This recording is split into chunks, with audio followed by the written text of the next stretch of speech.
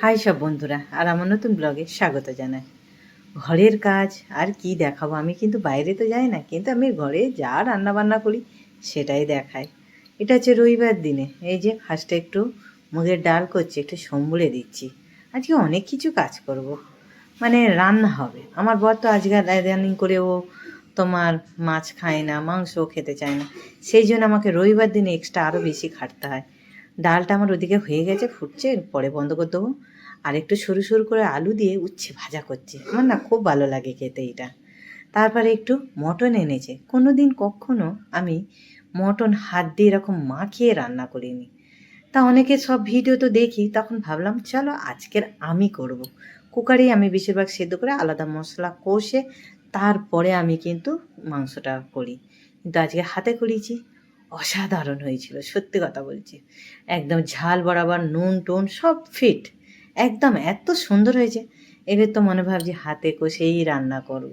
আর আমি কুকার, হ্যাঁ যখন কাজের সময় থাকবে, কাজে হাতে অনেক কাজ থাকবে, হয়তো সেদিন একটু কুকারে করে নেব। তা যা হোক, মাখিয়ে ওইটা 15-20 মিনিট রেখে দিয়েছি জানেন।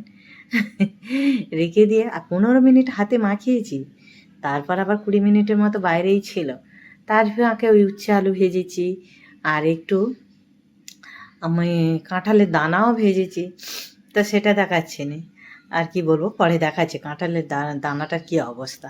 তা যাই হোক, মশলাগুলো সব কষে ফেললাম, সব মশলা দিয়ে, ধনে জিরে, গরম মশলা, লঙ্কা গুঁড়ো, হলুদ গুঁড়ো, আদা রসুন, নুন, বাস দিয়ে সুন্দর করে টমেটো দিয়ে পেঁয়াজ দিয়ে মশলাটাকে কষে, আর ওই মাখানো মাংসটা ছিল ওর মধ্যে দিয়ে দিলাম। আমি কিন্তু এক ফোঁটাও জল দিইনি। তার ফাঁকে ওই নাড়ছি আর একবার বসে পড়েছি। কাঁঠাল দানাগুলো আমি একটা দেখেছিলাম ভর্তা খেতে, তা ভাবলাম চলো ভেজে আমিও তাহলে একটু ভর্তা করব। ও মা, আমার বর যা কাঁঠাল নিয়েছে একটাও ভালো ছিল না, ওই 3টে ভালো ছিল দেখাচ্ছে। আমি বসে বসে শুধু মুখেই খেয়ে নিলাম, আর ভর্তা আর হলো না। আলু ভাতে আছে, ওটা বেদুকে দিয়ে দেবো মাখিয়ে। আর ডাল উচ্ছে আলু ভাজা হয়েছে, ওই দিয়েই ভাত খাবে। আর জোর করে যদি 1 পিস 2 পিস মাংস খাওয়াতে হয় খাওয়াবো। বেদু এটা এরকম পা ঝুলিয়ে বসে আছে, ওইখানটা ভাত রাখছি।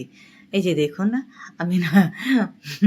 আর তারপর আমার ছেলেকে একটু মাংস দিয়েছি কষা, বললাম খেয়ে দেখ তো কেমন হয়েছে। আর আমার ছেলে বলছে দারুণ হয়েছে, দারুণ। তো ও খেলো, আর তার ফাঁকে আমার মাংস কষাও হয়ে গেল।